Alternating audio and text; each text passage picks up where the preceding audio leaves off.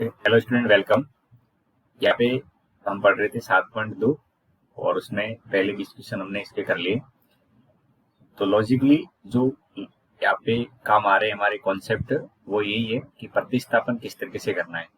तो हमने काफी डिटेल में पिछले वीडियो के अंदर प्रतिस्थापन कैसे करते हैं, किस भाग को देख के टी वगैरह रखा जाता है, तो उससे रिलेटेड सारे पॉइंट डिस्कस किए थे। तो फटाफट एक बार रिवाइज कर लो। समाकलन में हम उस भाग को टी रखते हैं जिससे वो समाकलन मानक रूप में बदल जाए, या कुछ अटपटा सा नजर आ रहा है तो उसको टी मान लेते हैं। तो पहला पॉइंट क्लियर है, या तो उस भाग को टी रखो जो अटपटा सा लग रहा है, या उसके कारण से मानक रूप बन जाए अगर आप चेंज कर दो तो। दूसरे में एक घात का डिफरेंस हो, या उसके अंदर दो पार्ट दे रखे हैं जिसमें एक को अवकलन करने पर दूसरा मिल जाए, तो उस भाग को टी रखें जिसका अवकलन जिसमें गिवन हो, या एक घात का डिफरेंस हो तो बड़ी वाली घात को टी रख लें, वो भले अंश हर में या दोनों अंश में। और तीसरा पॉइंट है जो ज्यादातर काम आया नहीं है 7.2 में, तो वो है यदि अंश और हर एक जैसे दिख रहे हैं, घात में हो या फलन में, तो हम क्या करते हैं, अंश के अंदर हर के पदों को व्यक्त करते हैं अंश के अंदर। और ये लास्ट पॉइंट था कि अंडर रूट के अंदर कोई रेखिक पार्ट आ जाता है तो हम रेखिक वाले पार्ट को टी स्क्वायर रखते हैं जिससे ये अंडर रूट हट जाए वहां से। ठीक है, तो यहाँ तक लॉजिकली आपको क्लियर है सब सारी चीजें। आगे बढ़ सकते हैं। तो देखिए यहाँ से हमारे क्वेश्चन स्टार्ट होते हैं 21 से। इस वीडियो के अंदर 20 तक ऑलरेडी हमने कवर कर लिया पिछले वीडियो में, अगर नहीं लिखा तो जरूर देख लेना। तो चलिए इसको लिखेंगे आई के इक्वल टू, तो आई इक्वल टू जैसे लिखूंगा मैं तो ये आ जाएगा 10 और 2x-3 और dx आ जाएगा। ठीक है, अब बताओ, आपको लॉजिकली पिछले वीडियो के अंदर मैंने 10 का लॉजिक तो बता दिया, लेकिन यहाँ पे मानक रूप डिस्टर्ब किसके वजह से हो रहा है, 2x-3 को। तो हम यहाँ पे सबसे पहला काम ये करेंगे, 2x-3 को टी रख लेंगे, तो 2dx इक्वल टू क्या हो जाएगा, dt। हमारे पास में केवल dx है, ये हो जाएगा dt/2। अब क्वेश्चन में ये आ जाएगा 2x-3 को t रखा है, dx बन गया dt/2, ये हो जाएगा 10 स्क्वायर t और dt/2। एक बटेगा दो बार ले लो, ये हो जाएगा 10 स्क्वायर t dt। अब बताओ 10 स्क्वायर का क्या लॉजिक समझाया था आपको। तो बच्चों किसी क्वेश्चन के अंदर 10 स्क्वायर अगर आ जाता है तो 10 स्क्वायर को हम क्या रखेंगे, उस रूप में लेके जाएंगे जिसका आप इंटीग्रेशन मानक रूप में जानते हैं। तो 10 स्क्वायर को लिखेंगे sec स्क्वायर t माइनस 1। ऐसा क्वेश्चन हमने 7.1 में भी किया था। तो ये लॉजिक क्लियर है सबको।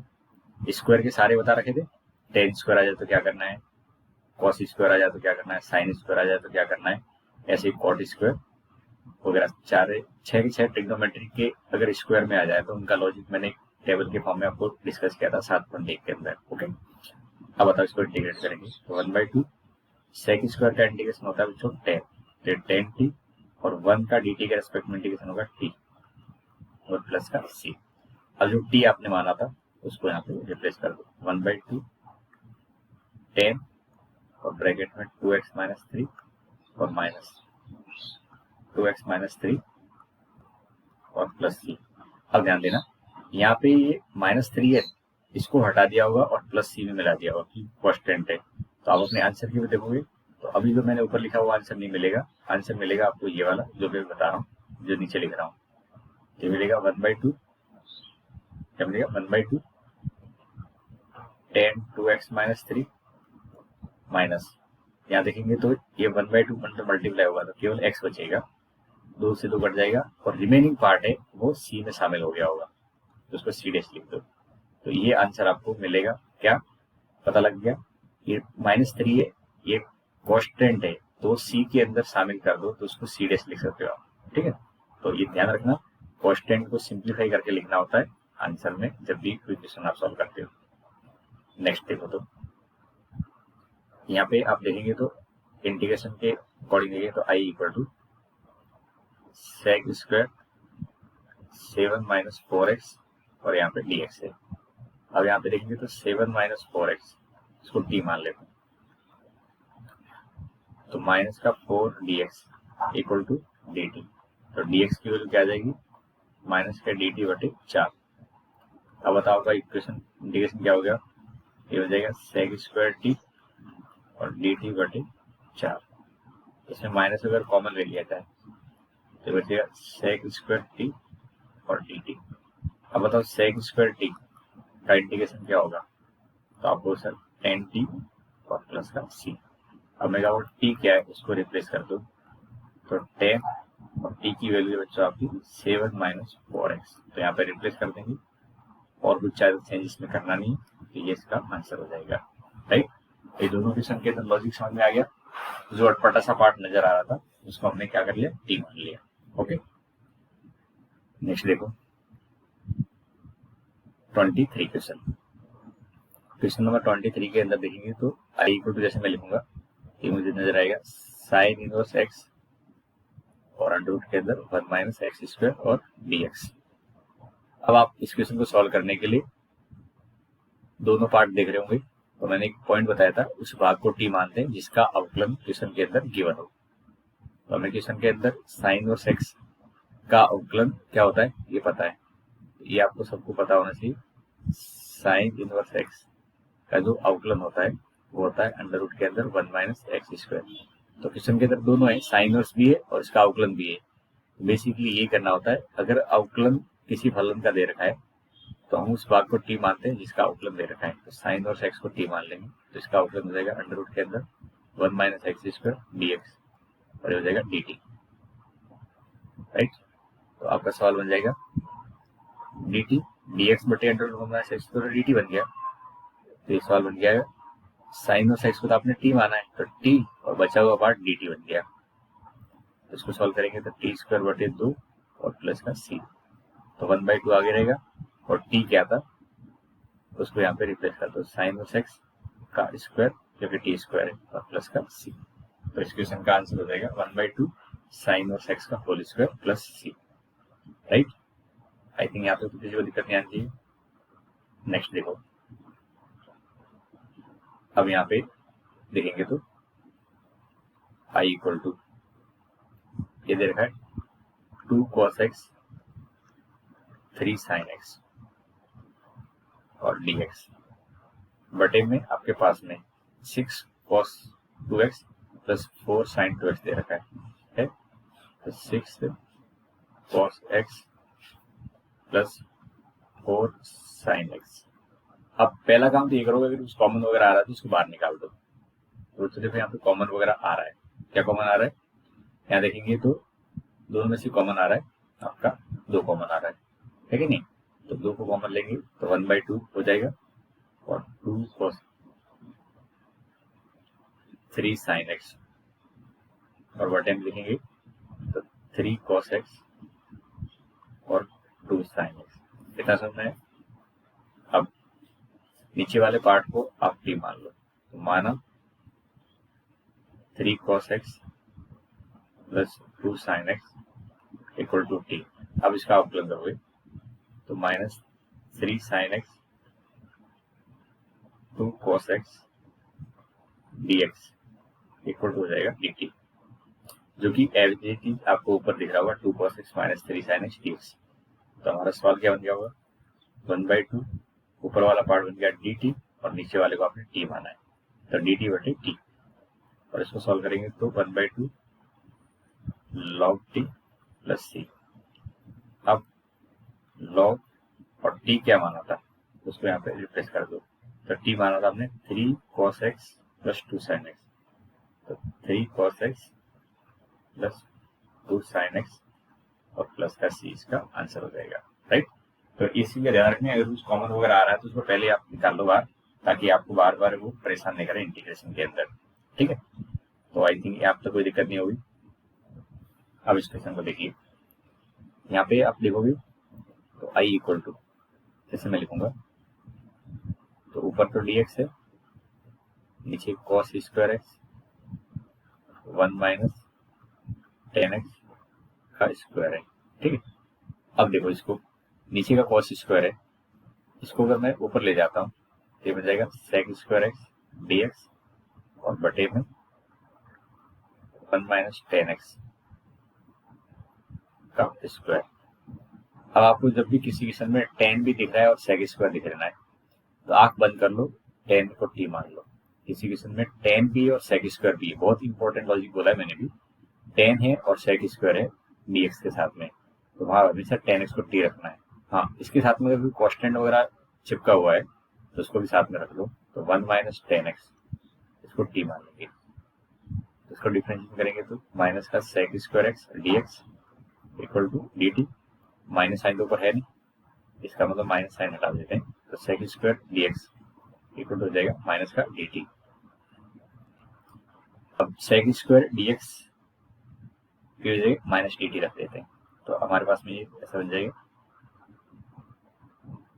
ऊपर की जगह माइनस डी टी आ जाएगा और नीचे वाले पार्ट को आपने टी माना है और उसकी घात 2 है, फिर टी स्क्वायर कहलाएगा।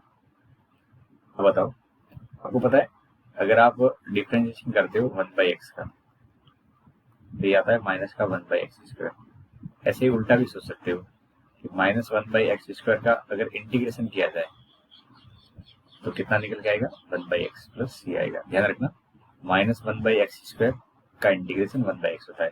तो डी टी बटे माइनस बटे में टी स्क्वायर है, तो इसका इंटीग्रेशन सॉल्व करेंगे तो 1/t आएगा। ये आपको थोड़ा सा जल्दी आंसर पहुंचेगा। अगर ये नहीं पता है तो फिर टी को ऊपर लेके जाना, टी की पावर -2 और फिर एक्स की घात n के नियम से सॉल्व हो जाएगा। बट आई थिंक जो मैंने लॉजिक बोला है ये आपके दिमाग में आना चाहिए कि माइनस 1/x स्क्वायर का इंटीग्रेशन 1/x होता है। अब टी क्या था, टी की वैल्यू थी 1 माइनस 10x, उसमें यहाँ रख लेंगे और एक प्लस का c, 1/1 minus 10x plus c। Okay, अब देखो आगे अगला क्वेश्चन है आपके पास में। आई इक्वल टू लिखेंगे तो cos रूट एक्स और बटे में रूट एक्स है और एक dx है। अब यहाँ पे तो आपको देख के पता लग गया होगा कि cos के अंदर रूट एक्स है, यानी रूट अटपटा सा पार्ट है। तो आपको ये से रूट एक्स को टी स्क्वायर रख लेना है या टी रख लो, कोई दिक्कत नहीं, एक ही बात है। रूट एक्स को क्या रखेंगे टी, तो 1/2 रूट एक्स। रूट एक्स का अवकलन क्या होता है ये आपको बता रखा है। रूट एक्स का अवकलन अवकलन वाले प्रश्नावली में बहुत जगह काम में लिया था, 1/2 रूट एक्स होता है। तो 1/2 root x d x equal to d t. अब हमारे पास में डी एक्स के नीचे रूट एक्स है, ये बटे वाला 2 नहीं है तो 2 को सामने ले जाएगा, डी एक्स बटे रूट एक्स इक्वल टू लिखेंगे तो 2 डी टी। अब बताओ सवाल क्या हो गया, कोस के अंदर जो पार्ट था उसको हमने टी माना है और जो बचा हुआ पार्ट है 2 डी टी हो गया। 2 आगे आ जाएगा, ये हो जाएगा कॉस टी डी टी। अब कॉस का समाकलन क्या होता है साइन, तो साइन टी प्लस सी।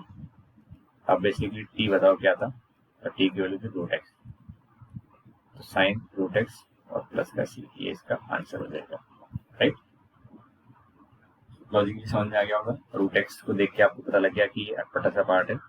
और ये जो छोटी छोटी बातें बताई दोनों क्वेश्चन के अंदर, ये जरूर आप ध्यान रखें, इनसे आप कैलकुलेशन के अंदर स्पीड फास्ट हो जाएगी और जहाँ पे दिक्कत आएगी एक्यूरेसी वगैरह एक्यूरेटी वो भी सॉल्व हो जाएगी। ओके, अब देखो क्वेश्चन नंबर 27।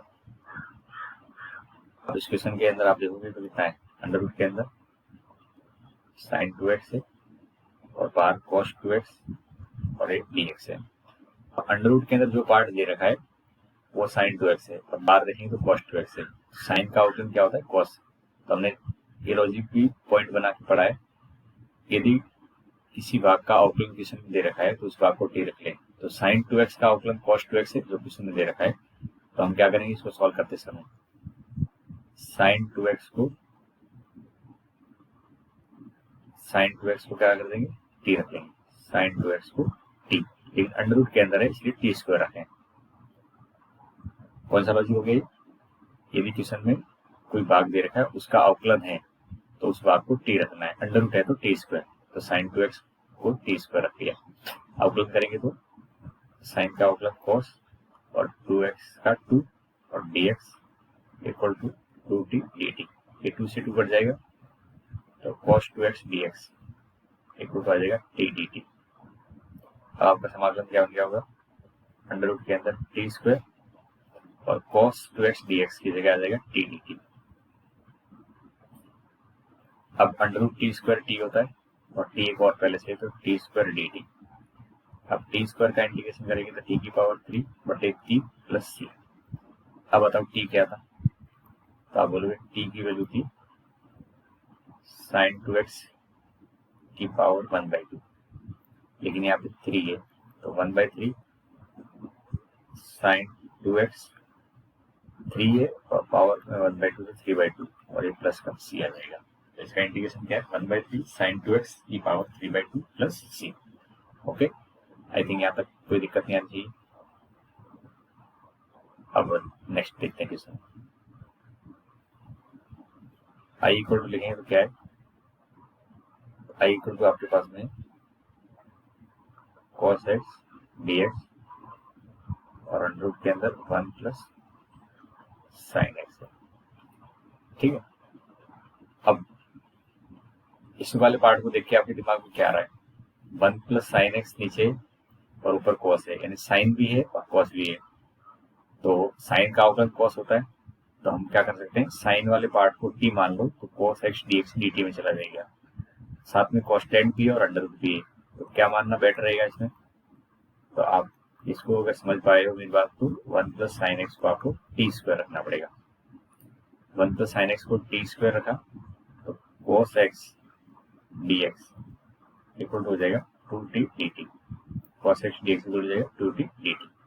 अब बताओ सवाल क्या बन गया, ऊपर cos x dx दिख रहा है तो वो तो बन गया 2t dt, और बटे में जो पार्ट दिख रहा था अंडर रूट के अंदर उसको हमने टी स्क्वायर माना है। अब इसको सॉल्व करेंगे तो 2 आगे आ जाएगा टी dt और बटे में भी t है, तो t से t कैंसिल आउट हो जाएगा, ले देंगे केवल dt बचेगा और dt का इंटीग्रेशन t होता है तो 2t प्लस c। अब बताओ t क्या था, तो कोई पूछे t की वैल्यू, तो t की वैल्यू है 1 प्लस साइन एक्स इस क्वेश्चन के अकॉर्डिंग और इसकी पावर 1/2 है। तो दो 1 प्लस साइन एक्स की पावर 1/2 प्लस c, ये इसका आंसर हो जाएगा, राइट। अब बढ़ते हैं नेक्स्ट क्वेश्चन की तरफ। देखो क्वेश्चन नंबर 29। तो यहाँ पे आपके क्वेश्चन 29 के अंदर दे रखा है cot x और log sin x। ठीक है, आई इक्वल टू क्या लिखेंगे, cot x और log sin x और dx। ठीक, अब यहाँ पे आप जैसे क्वेश्चन को देखोगे तो cot है फिर log के अंदर sin है, तो जनरली इसमें log वाले पद को टारगेट कीजिए। तो यदि आप log वाले पद, कई बार क्या होता है आपको थोड़ा सोचना पड़ता है, चलो किसी एक को t मान लेते हैं। तो यहाँ पे log के अंदर sin x है, log के समय इसको t मान लिया जाए, तो डिफरेंशिएशन में क्या होगा, पहले log के अकॉर्डिंग 1/sin होगा, फिर sin का डिफरेंशिएशन cos होगा और फिर x का dx इक्वल टू dt। और मजे की बात ये है कि इन दोनों अगर आप देखोगे ये बन जाएगा cot x dx और ये dt, यानी log sin x को अगर आप t मान लेते हो तो इस क्वेश्चन के according cot x dx dt में चला जाएगा। log sin x को t माना है और cot x dx dt बन गया तो t dt हो गया। अब t dt का इंटीग्रेशन करेंगे तो t स्क्वायर बटे 2 प्लस c। अब t क्या था, t की वैल्यू थी log sin x और इसका स्क्वायर, ये स्क्वायर कर दिया और प्लस का c। ठीक है, इसमें दिमाग में लगाने की घात आ जाएगी। वो घात कब आती है, जब log के अंदर जो x है उसकी घात हो, ये पूरे log के ऊपर घात है। log sin x 2 बार लिखा है एक तरीके से लिखो, ठीक है, यानी किसी केस में अगर log के अंदर x स्क्वायर तो इसमें हम घात आगे ले सकते हैं 2 log x और c। लेकिन किसी ने अगर ऐसा लिखा है log x का होल स्क्वायर, तो इसका मतलब तो इतना सा होता है कि log x है और उसके साथ में एक दूसरा log x है। ठीक है, तो log x into log x होता है, तो ऐसी स्थिति में घात आगे नहीं लेते हैं, कई बार कंफ्यूजन हो जाता है, ये कंफ्यूजन आपको अब नहीं होना चाहिए। अब बताओ इसमें क्या है, आई इक्वल टू लिखेंगे तो sin x dx और 1 प्लस cos x, नीचे cos है ऊपर sin है, तो इसमें तो कोई दिक्कत नहीं होनी चाहिए, सीधा सीधा स्ट्रेट फॉरवर्ड है। 1 प्लस cos x को अगर आप t पकड़ाते हैं तो इसका डिफरेंशिएशन क्या होगा, sin x dx minus sine के साथ में dt, ऊपर sin x है dx है माइनस नहीं है, तो sin x dx equal to लिखेंगे तो माइनस का dt। अब आपका सवाल क्या बन गया, sin x dx की जगह तो माइनस का dt और बटे वाले पार्ट को आपने t माना है, तो इसका इंटीग्रेशन हो जाएगा माइनस का log t प्लस c। अब माइनस इसमें हटाना है, तो log के अंदर माइनस से हटाते हैं तो घात आगे ऊपर चली जाती है, तो क्या हो जाएगा, इसको लिख सकते हैं अपन लॉग ये माइनस साइन आगे जाएगा तो 1/t हो जाएगा। कितना हो जाएगा 1/t प्लस सी। समझिए, अच्छे समझ लीजिए। माइनस में अगर log x लिखा है तो ये log और x की घात -1 हो जाएगा, और किसी की घात -1 होता है तो वो 1 के बटे में लिखा जाता है व्युत्क्रम में। अब t बताओ क्या था, तो t की वैल्यू आप देखोगे तो ये थी आपकी 1/1 प्लस cos x हो जाएगी, जो कि t बटे में किया गया C. log 1/1 plus cos x plus C. Okay, आगे बढ़ सकते हैं। अब देखो ये वाला क्वेश्चन सेम पिछले वाले क्वेश्चन की तरह, बस यहाँ पे चेंज किया हुआ है कि उन्होंने घात 2 कर दिए हैं। तो sin x dx और 1 प्लस cos x का वर्ग। आप क्या करोगे, माना 1 प्लस cos x को t मान लेंगे पिछले क्वेश्चन की तरह। तो सारी चीजें हमें पता है कि sin x dx equal to minus का dt आएगा। तो आपका क्वेश्चन बन जाएगा sin x dx की जगह तो माइनस का dt, नीचे t माना है तो उसकी घात 2 है तो नीचे t स्क्वायर हो जाएगा। अब बताओ dt बटे टी स्क्वायर और माइनस साइन हो तो क्या इसका इंटीग्रेशन थोड़ी देर पहले नहीं पढ़ा था कि 1/t होगा, क्या 1/t। अब बताओ t क्या था, तो क्वेश्चन के अकॉर्डिंग t था 1 प्लस cos x, तो यहाँ पे 1 प्लस cos x और ये प्लस का c आ जाएगा। ओके, तो 31 का आंसर समझ में आ गया होगा। आई थिंक कोई दिक्कत नहीं आनी चाहिए इसमें, तो कीजिए। चलिए 32 की तरफ बढ़ते हैं। 32 इम्पोर्टेंट है, अच्छे से समझिए, और इसमें जो लॉजिक आएगा वो 33 में भी काम आने वाला है। तो आपको इसमें सबसे पहले क्या दिख रहा है, अगर आप देखेंगे तो सबसे पहले तो ये दिख रहा है कि 1 प्लस cot x कितना है 1 प्लस cot x और यहाँ पे ये dx है, राइट। जब कभी भी cot अकेला आ जाए तो ऐसी स्थिति में पहला काम तो ये करोगे उसको साइन कॉस में कन्वर्ट कर दो। क्या करेंगे, साइन कॉस में कन्वर्ट कर देंगे। तो 1 प्लस ये हो जाएगा cos x, cot का मतलब होता है cos बटे साइन। जब लघुत्तम ले लेंगे तो ऊपर वाले पार्ट में क्या हो जाएगा sin x पहुंच जाएगा, और नीचे वाले पार्ट में आ जाएगा sin x plus cos x। यहाँ तक क्लियर है, ये स्टेप था। क्या क्या हमने cot की जगह cos अपन साइन लेके एलसीएम ले लिया लघुत्तम। अब आपको यहाँ से सोचना है कि मैं क्या करूं कि ताकि ये इंटीग्रेट हो जाए। तो अब तक तो क्या सोचते थे, अगर साइन है और ऊपर उसी जैसा कुछ है या cos भी है और साइन भी है तो cos को t मान लेते थे, साइन dx के साथ में मिलकर dt बना दिया जाता। लेकिन यहाँ पे दिक्कत ये है कि नीचे भी साइन है, तो ऐसी स्थिति में क्या करेंगे, अंश को हर के पदों में व्यक्त करें। कुछ याद आया, यदि हमारे फलन में घात बराबर है या फलन अंश और हर में देखने में एक जैसे लग रहे हैं, तब हम क्या करते हैं, अंश को हर के पदों में व्यक्त करते हैं। याद है, ये पॉइंट मैंने आपको लिखवाया था, अभी तक क्वेश्चन में काम में नहीं आया था। आप लॉजिकली देखो, ये पॉइंट हमने लिख रखा है, अंश और हर एक घात में हो या एक ही फलन के रूप में हो, तो ऐसी स्थिति में अंश को हर के पदों में व्यक्त करते हैं। तो ये इस क्वेश्चन के अंदर लॉजिक काम आ रहा है। तो नीचे sin x plus cos x है तो ऊपर भी sin x plus cos x लेके आएंगे, लेकिन इससे पहले आप क्या करोगे, ऊपर नीचे 2 से गुणा करोगे। ऐसा क्यों कर रहे हैं ये भी आपको अगले स्टेप से समझ में आ जाएगा। तो sin x plus cos x, ठीक है। अब देखो ये ऊपर जो 2 sin x दिख रहा है ये 1/2 के बाद में, तो उसको कैसा लिख सकते हैं, sin x और ये sin x थोड़ा सा दूर लिख सकते हैं। ऊपर जो 2 sin x है उसको sin x plus sin x 2 बार लिख सकते हैं। एक बार आप इसमें ऐसा लिखिए sin x minus cos x और यहाँ पे प्लस का cos x कर दीजिए, यानी cos को जोड़ दिया और घटा दिया। इसी काम को बोलेंगे अंश को हर के पदों में हमने व्यक्त कर दिया, अंश को हर के पदों में व्यक्त कर दिया। और नीचे क्या है, sin x plus cos x। तो ऐसा करने के लिए मुझे 2 से मल्टीप्लाई करना जरूरी था, तो ये 2 से मल्टीप्लाई का लॉजिक भी समझ में आ गया, ताकि आप एक बार cos को जोड़ें और एक बार cos को घटा दें। अब नेक्स्ट समझने वाला पार्ट है, इससे क्या होगा, तो इसको ऐसे एक ब्रैकेट में डाल दो। एक बार इस पहले ब्रैकेट के नीचे लिखो, फिर दूसरे ब्रैकेट के नीचे लिखेंगे। तो 1/2 पहले ब्रैकेट के नीचे लिखेंगे तो sin x minus cos x और बटे में sin x plus cos x और dx। 1/2 और यहाँ पे से लिखेंगे तो sign x plus cos x और बटे में sign x plus cos x और ये dx। अब देखो sign x plus cos x और ये साइन एक्स कॉस एक्स दोनों कट जाएंगी, केवल dx बचेगा। अब इस पहले वाले पार्ट का क्या होगा उसको यहाँ से समझने की कोशिश करते हैं। तो लेट से इसको मैं I1 मान लेता हूँ और ये दूसरा वाला पार्ट है ये I2 है, ठीक है। तो यहाँ पे थोड़ा सा स्पेस का इश्यू है, तो ध्यान से देखना I1 किसको मान रहे हैं अपन, dx है sign x minus cos x और नीचे sign x plus cos x और dx है। तो ऊपर नीचे में प्लस माइनस का डिफरेंस है, बाकी सब कुछ सेम है। तो आप क्या करोगे, नीचे वाले पार्ट को t मान लो। इसमें जब भी प्लस माइनस का डिफरेंस होता है इस तरह से आप आगे बढ़ो। तो sign x plus cos x इसको क्या मान लेते हैं t।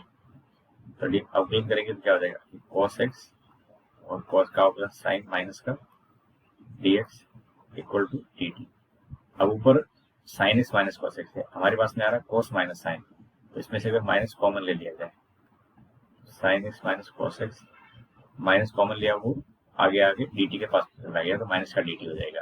अब आप समझ गए होंगे कि ऊपर वाला पार्ट है एग्जैक्टली माइनस dt है और नीचे जो पार्ट है वो dt है, और इसका इंटीग्रेशन आप जानते होंगे तो माइनस का log t होगा, ठीक है। अब बताओ log क्या था, सॉरी t क्या था, तो t की वैल्यू थी sine x plus cos x, ठीक। तो I1 की वैल्यू क्या आ गई, minus log sine x plus cos x आ गया। तो अब हमारा फाइनल आंसर मैं यहाँ पे लिख रहा हूँ, जो इसका फाइनल आंसर आ रहा है I इक्वल टू लिखेंगे तो 1/2 तो है और ये माइनस साइन है, तो माइनस 1/2 लॉग ब्रैकेट में sign x plus cos x plus ये दोनों कट गए होंगे, क्योंकि dx बचेगा, dx का इंटीग्रेशन x, तो यह आ जाएगा x/2 और प्लस का c, राइट। तो ये इस क्वेश्चन का फाइनल आंसर है। लॉजिकली आप समझ गए होंगे क्या करना था, ये जो कॉट था उसको कॉस अपन साइन में लिख लेना था, ठीक है। और इसके अलावा इंपॉर्टेंट ये भी स्टेप था कि आपको 2 से ऊपर नीचे मल्टीप्लाई करना था, ताकि आप sine x minus cos x और sine x plus cos x में लिख सकें। अब सेम अगला क्वेश्चन है, अब सेम पिछले लॉजिक को यहाँ पे अप्लाई करोगे तो इसका भी आंसर आपको मिल जाएगा। तो फटाफट सॉल्व करने की कोशिश करते हैं। अब देखिए आई इक्वल टू इसको लिखेंगे तो मुझे पता है इसको जब लिखोगे तो ये dx और 1 माइनस टेन एक्स है। जब साइन कॉस में कन्वर्ट करेंगे तो ये dx और 1 अपॉन ये हो जाएगा sine x upon cos x, ठीक है। अब लघुत्तम ले लेंगे तो नीचे का कॉस लघुत्तम के बाद ऊपर पहुंच जाएगा और ये बन जाएगा कॉस एक्स माइनस का साइन एक्स।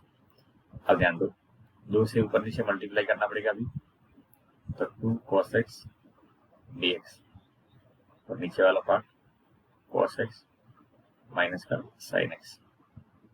अब देखो ये जो 2 से मल्टीप्लाई ऊपर नीचे गया था तो एक बार cos पहले लिख लेते हैं और एक cos पीछे लिख लेते हैं, एक cos x plus cos x cos 2x ये, या माइनस का साइन x कर लेते हैं और यहाँ पे प्लस का साइन, इसी में फर्क नहीं पड़ता, पहले प्लस लिख रहे हो माइनस, एक बार माइनस करना है एक बार प्लस कर लेना है और ये dx। अब इनको ऐसे ब्रैकेट में लिख दो और बटे में क्या है, अब बटे में देखोगे तो ये आपका cos x है और माइनस का साइन x है। नेक्स्ट काम है इसको अलग अलग बटे में लिखेंगे, तो cos x minus sine x और बटे में ये cos x minus sine x। दूसरे वाले पार्ट में देखिए तो 1/2 cos x plus sine x और बटे में cos x minus sine x और dx, राइट। अब ये वाला पार्ट तो कट जाएगा तो 1/2 और केवल dx बच जाएगा। अब इसमें ये वाले पार्ट में देखेंगे तो cos x minus sine x है और ऊपर क्या है cos x plus sine x है। नीचे वाले पार्ट को अगर आप t मान ले, नीचे वाले पार्ट को क्या मान ले अगर इस वाले पार्ट को अगर आप टी समझ लेते हो, ठीक, इसको टी समझ लिया जाए, तो ये ऊपर वाला पार्ट एग्जैक्टली आपका माइनस का डी टी हो जाएगा। क्या हो जाएगा? माइनस का डी टी। तो माइनस डी टी बटे टी क्या होता है? लॉग टी, और माइनस साइन आगे है, तो माइनस 1/2 लॉग और टी। और टी क्या था? तो आपका था T cos x minus sine x था, ठीक है, और ये प्लस किया जाएगा। तो आई थिंक मैंने थोड़ा सा जल्दी इसको किया है, पर लॉजिक समझ गए होंगे। नीचे वाले पार्ट को टी मानेंगे तो ये ऊपर वाला पार्ट क्या बन रहा है आपका?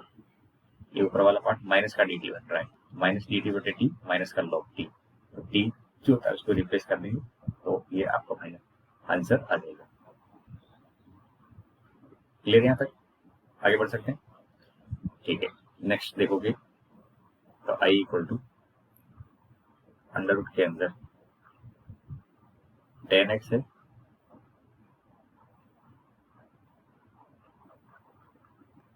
और डी एक्स अपन में sine x into cos x है।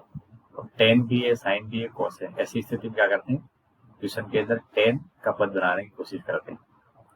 तो टेन का पद तभी बनेगा जब आप इसके अंदर साइन के नीचे कॉस से डिवाइड करेंगे। तो टेन का पद कैसे बनेगा? तो टेन का पद बनाने का तरीका देखिए, ऊपर का टेन तो ठीक है, उसको छेड़िए मत, नीचे ये साइन है, इसके नीचे कॉस डाल दीजिए।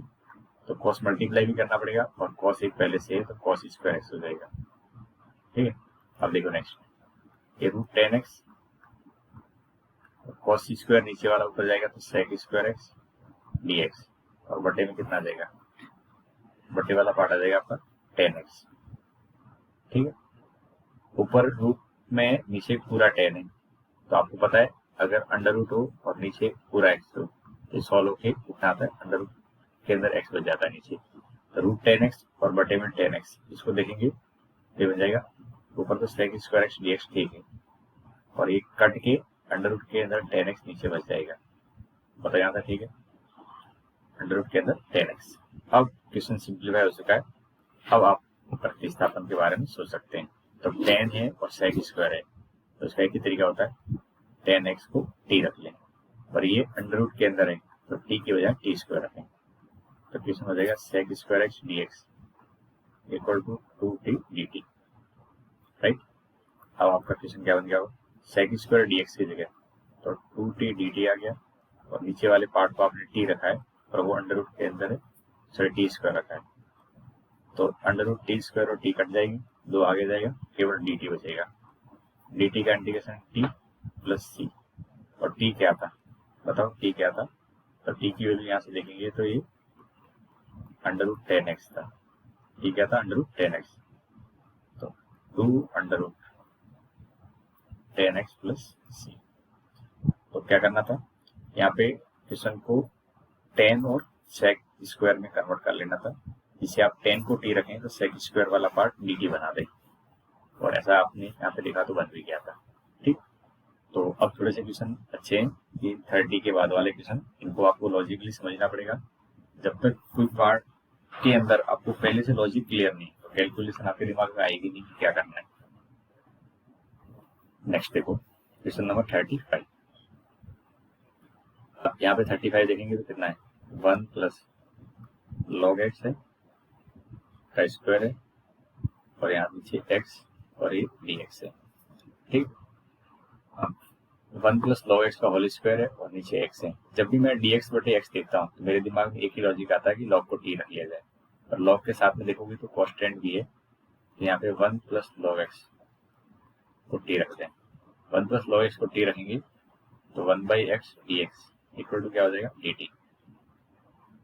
1 by x d x equal to क्या हो जाएगा? डी टी, ठीक है। तो डी एक्स बटे एक्स तो डी टी बन गया, और बचा हुआ पार्ट आपने टी रखा है, तो टी और उसकी घात कितनी? 2, तो टी स्क्वायर और बचा हुआ पार्ट डी टी, तो टी स्क्वायर डी टी। अब टी स्क्वायर डी टी का इंटीग्रेशन करेंगे तो टी की घात 3 बटे 3 प्लस सी, और 1 बाई 3। टी क्या था? तो आप हो गए 1 प्लस लॉग एक्स था, और उसकी घात कितनी निकल के आ रही? 3 प्लस सी। ये बहुत इजी टाइप ऑफ क्वेश्चन था जिसमें आपको ज्यादा दिमाग नहीं लगाना पड़ा, सिंपली 1 प्लस लॉग एक्स को टी रखना पड़ा। अब यहाँ पे देखेंगे question number 36। I equal to देखेंगे तो एक्स प्लस 1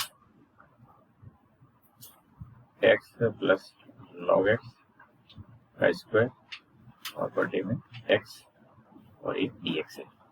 ठीक है, अब देखो यहाँ पे बटे में एक्स देख के मुझे इतना दिमाग में आ रहा है कि लॉग वाले पार्ट को कहीं टी रखा होगा, और लॉग के साथ वाला जो पद है उसमें तो एक्स भी है।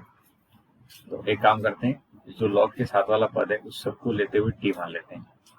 Log x, x plus log x को टी रखें तो इसका डिफरेंस करेंगे तो 1 और लॉग एक्स का 1/x और d x equal to d t.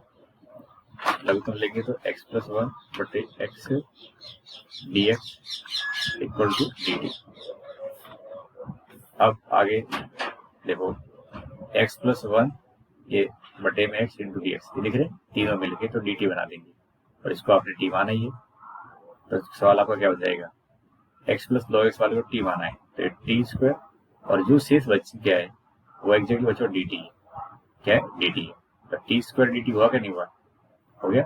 अब टी स्क्वायर डी टी का इंटीग्रेशन करेंगे तो टी की पावर 3 बटे 3 प्लस सी।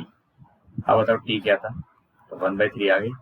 टी की जगह हमने एक्स प्लस लॉग एक्स माना है, एक्स प्लस लॉग एक्स और सी रात कितनी 3 और प्लस का सी आ जाएगा। तो 1/3 एक्स प्लस लॉग एक्स की पावर 3 प्लस सी इस क्वेश्चन का आंसर हो जाएगा, करेक्ट। तो आई थिंक ये दोनों क्वेश्चन तो इसी कैटेगरी के थे। यदि आपको इतना पता लग गया कि एक्स प्लस लॉग एक्स को टी रखना है, बढ़ सकते हैं आगे। अब क्वेश्चन नंबर 37 देखो, ये इंपॉर्टेंट है, अच्छा क्वेश्चन है। अब देखते हैं इस क्वेश्चन को, क्वेश्चन नंबर 37।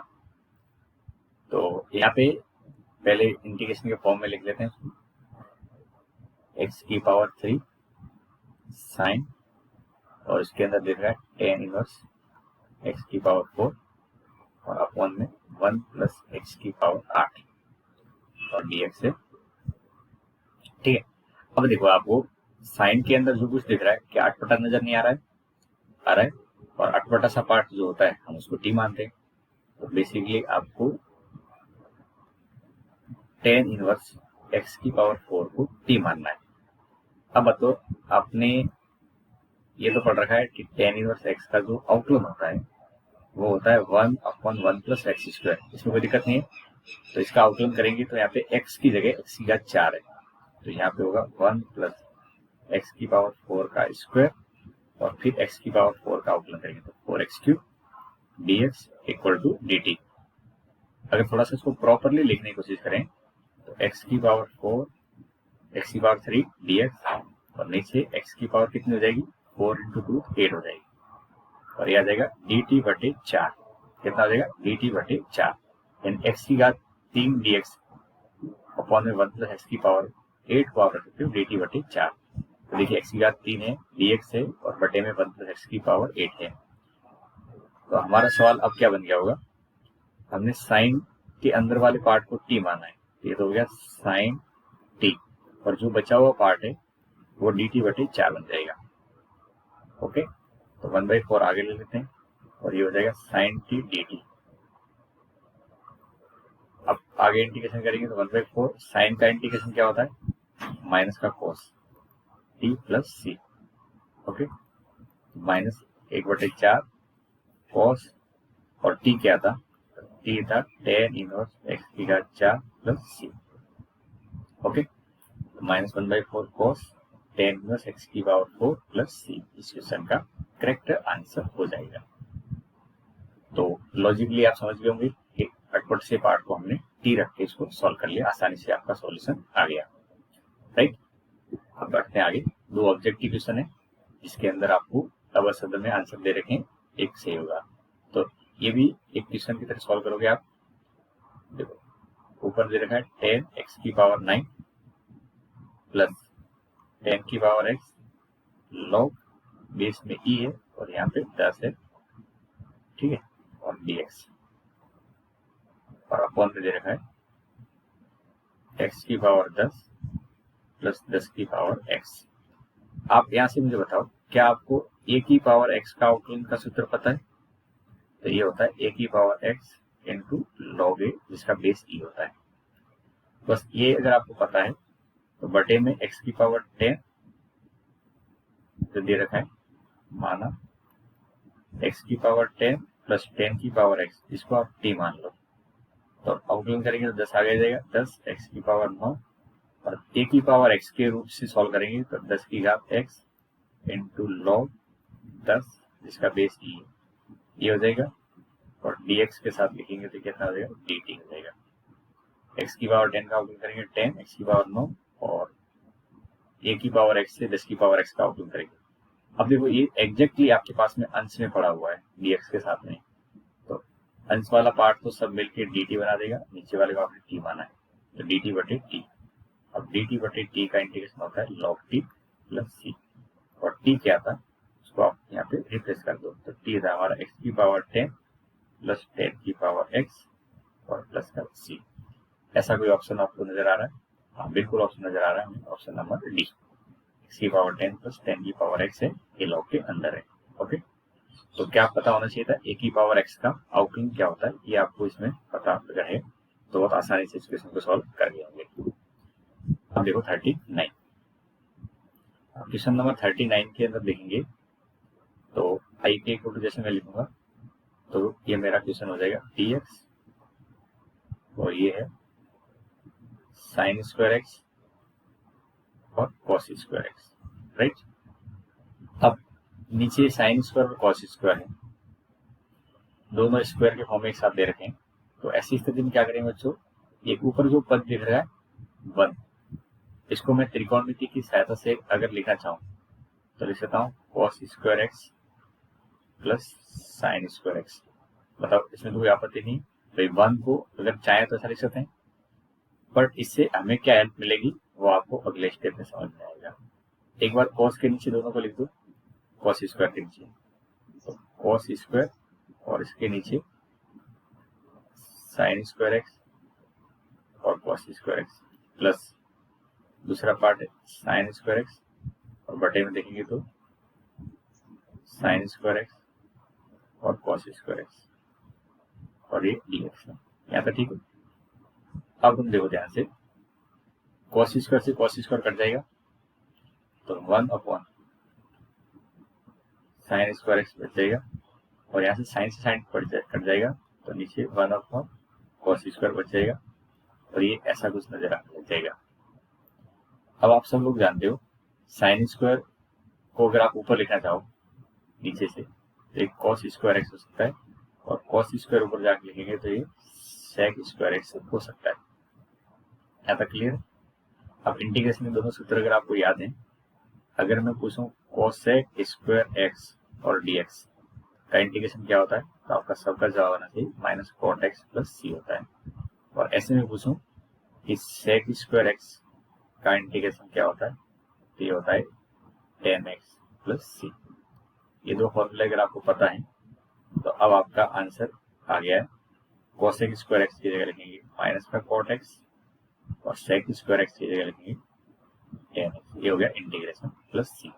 तो minus cot x plus tan x, या आप इसको लिखना चाहो तो tan पॉजिटिव है पहले लिख दिया, कॉट नेगेटिव है पीछे लिख दिया, ये प्लस का सी, ये ऑप्शन नंबर बी इसका करेक्ट हो जाएगा, tan x minus cot x plus का सी। ओके, तो आई थिंक यहाँ तक आपने समझ गए होंगे क्वेश्चन के अकॉर्डिंग हमने क्या लॉजिक लगाए। इजी तरीके से सारे क्वेश्चन आपसे सॉल्व हो रहे हैं, बस लॉजिकली आपको जो शुरुआत में 5 पॉइंट लिखवाए थे वो अच्छे से पता है तो आप अपनी कॉपी के अंदर एक बार वो पॉइंट अच्छे से उतार के लिख दो जो मैंने अभी आपको समझाए थे, स्टार्टिंग में लिखवाए थे। ये वेरी वेरी इंपॉर्टेंट है। अगर इससे ये 5 पॉइंट सॉरी ये प्रतिस्थापन के जो तरीके बताए थे, ये 5 पॉइंट अगर आपको अच्छे से पता है और इनको आप अपनी स्टडी टेबल पे चिपका के कंटिन्यूसली रिवाइज करते रहोगे तो आपको ये मानने में दिक्कत नहीं आएगी किस भाग को टी मानना है। तो देखो हमने क्वेश्चन वगैरह में देखा है, तो फाइनली कंक्लूजन के तौर पे देखेंगे तो अगर मैं पूछूं कि हम टी उस भाग को रखते हैं जिससे या तो मानक रूप बन जाए या कुछ अटपटा सा नजर आ जाए, इस पहले पॉइंट में कोई दिक्कत नहीं आएगी। दूसरे में अंश और हर की घात में 1 का डिफरेंस होता है तो हम हर वाले पार्ट को टी रख के सॉल्व करते हैं, या बेसिकली उस भाग को टी रखते हैं जिसका अवकलन हमें क्वेश्चन में गिवन हो, उस भाग को टी रखते हैं जिसका अवकलन क्वेश्चन में गिवन हो। और लास्ट पॉइंट जो तीसरा पॉइंट था, अंश और हर की घात एक जैसी हो, अंश और हर की घात एक जैसी, यहाँ पे क्या लिखेंगे, एक जैसी, ठीक है। कैसी घात हो, एक जैसी घात हो, या फलन के रूप में एक जैसे हो, तो अंश को हर के पदों में व्यक्त कर लेते हैं। अभी जो नीचे वाले पॉइंट ले रखे हैं इनके रिलेटेड आगे आपको जब विविध वगैरह प्रश्नावली सॉल्व करेंगे तो वहां ऐसे क्वेश्चन आएंगे जिसमें आपको प्रतिस्थापन अंडर रूट के अंदर जो दे रखा है उसके अकॉर्डिंग करना होगा, तो इनको भी अच्छे दिमाग में रखें। और पांचवा पॉइंट, अगर अंडर रूट के अंदर रेखिक पार्ट आ जाता है तब तो आपको उस रेखिक पार्ट को टी स्क्वायर रख लेना है, और साथ में ये भी ध्यान रखना है कि अंडर रूट भी हो और अंडर रूट के बाहर कुछ पार्ट हो जो अंडर रूट के अंदर का अवकलन होता है, तो हम उस कंडीशन में भी अंडर रूट के अंदर वाले पार्ट को टी स्क्वायर के सॉल्व करते हैं। तो आप में से बहुत सारे बच्चों को 7.2 आई होप यहाँ से क्लियर हो गई होगी। और जिस किसी को किसी क्वेश्चन में अभी भी डाउट है तो आप मुझे फ्रीली डाउट वगैरह पूछ सकते हो, कमेंट में लिख सकते हो, मैं कोशिश करूंगा कि आपके डाउट वगैरह सॉल्व हो जाए, ठीक है बच्चों। और फाइनली अगर अच्छा लगे वीडियो वगैरह तो लाइक कर लेना, ये आपके ऊपर है। थैंक यू, मिलते हैं अपन नेक्स्ट वीडियो के अंदर 7.3 प्रश्नावली को लेके। Okay, thank you.